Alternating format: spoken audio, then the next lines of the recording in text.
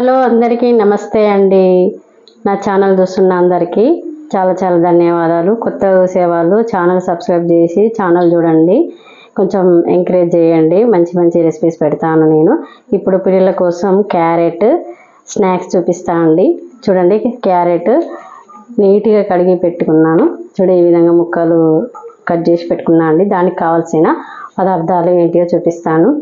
ఇలా చేస్తే పిల్లలకు తెలియకుండానే తినేస్తారు. క్యారెట్ తినని వాళ్ళ కోసం నేను ఈ విధంగా పకోడీ చేసి చూపిస్తానండి.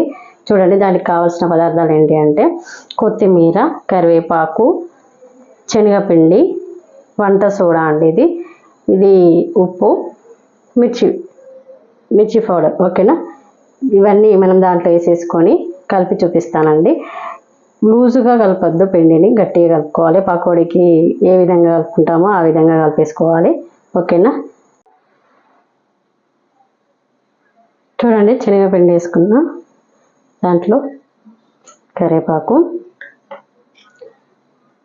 కొత్తిమీర,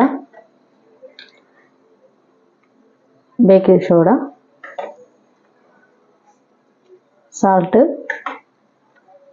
మిర్చి పౌడర్. ఓకేనా ఫ్రెండ్స్, ఇది మొత్తం మ్యాగ్నేట్ చేసి పెట్టుకుందాం. ఇప్పుడు చూడండి, ఈ విధంగా పిండి కలిపెట్టుకున్నాను. పకోడీకి వేసే విధంగా గట్టిగా కలిపెట్టుకున్నాను. ఇప్పుడు దాంట్లో వేసేద్దాము ఆయిల్లో.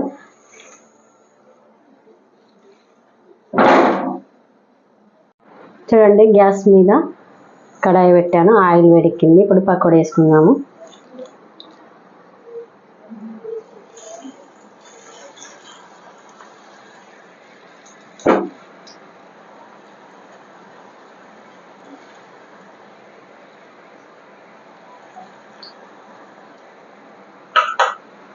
అది ఫ్రై అవుతూ ఉంటుంది.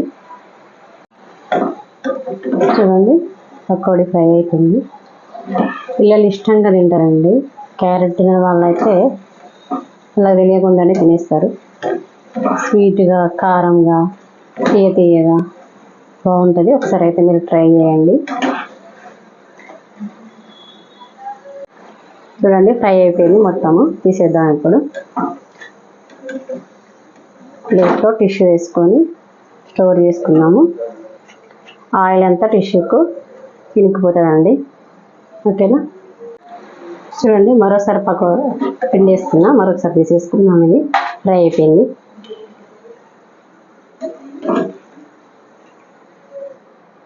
ఓకేనా, దీంట్లో వేసేసుకుందాం.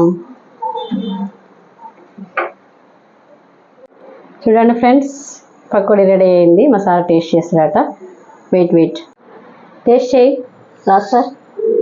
పకోడీ, వేడి పకోడీ, క్యారెట్.